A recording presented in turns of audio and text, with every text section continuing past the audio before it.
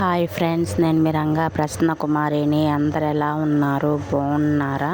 మేమైతే చాలా బాగున్నామండి. ఈరోజైతే బీరకాయ పచ్చిశనగపప్పు ఉంటుంది కదా, అదైతే మసాలా కర్రీ అయితే చేశాను. బీరకాయ పచ్చిశనగపప్పు కర్రీ అయితే చేశాను. ఎలా చేశానో చూసేద్దాం రండి. ఫస్ట్ అయితే ఆయిల్ అయితే పెట్టేసి తిరగమాత గింజలు అయితే వేసేసాను. ఆనియన్స్ అయితే ఫ్రై చేసి, ఇక్కడ చూడండి బీరకాయ ముక్కలు అయితే కట్ చేసి పెట్టుకున్నాను. ఈ క్వాంటిటీలో అయితే కట్ చేసి పెట్టుకున్నాను. ఎందుకంటే ఇంకా సన్నంగా కోసామనుకోండి నుజ్జు నుజ్జు అయిపోద్ది అనమాట. అలా కట్ చేసుకోకూడదు.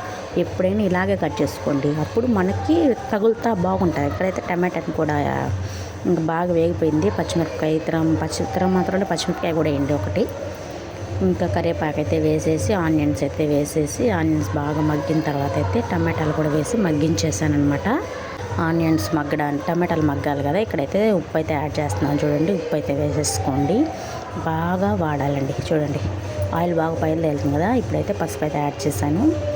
ఇంకా పసుపు యాడ్ చేసిన తర్వాత బాగా ఈ గ్రేవీ అనేది నుజ్జు నుజ్జు అయిపోవాలి. టమాటా అనేది ప్యూరీ లాగా అయిపోవాలండి.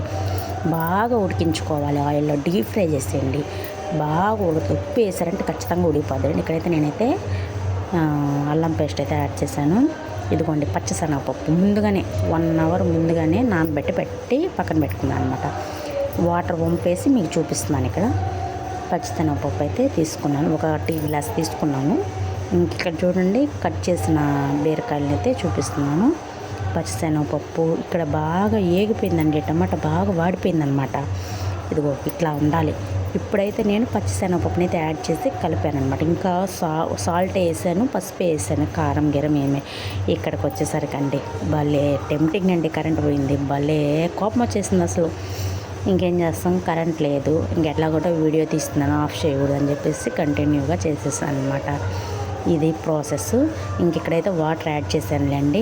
తర్వాత అయితే ఇంట్లో దంచుకున్న ధనియాలు ఉంటాయి కదా, ధనియాలు వేయించుకొని ధనియాలు, తెల్లగడ్డ, కొంచెం జీలకర్ర వేసి బాగా మెత్తగా దంచి ఆ పొడి పైన చల్లండి. సూపర్గా ఉంటుందండి. ఒకసారి మీరు ట్రై చేసి ఎలా వచ్చిందో కామెంట్ చేయండి. ఓకేనా? కొత్తగా ఛానల్ చూసేవాళ్ళు సబ్స్క్రైబ్ చేసుకోండి, లైక్ చేయండి, షేర్ చేయండి. మీ ఫ్రెండ్స్ అండ్ ఫ్యామిలీ మెంబర్స్ కూడా షేర్ చేయండి. కర్రీ అయితే సూపర్గా కుదిరిందండి. చాలా అంటే చాలా బాగుంది. రోటీ, చపాతీ దేంట్లోకైనా బాగుంటుందండి కాంబినేషన్. సూపర్ అనే చెప్తాను నేనైతే. చాలా బాగా అయితే కుదిరిందండి. ఒకసారి మీరు ట్రై చేయండి. ఓకేనా? Bye guy.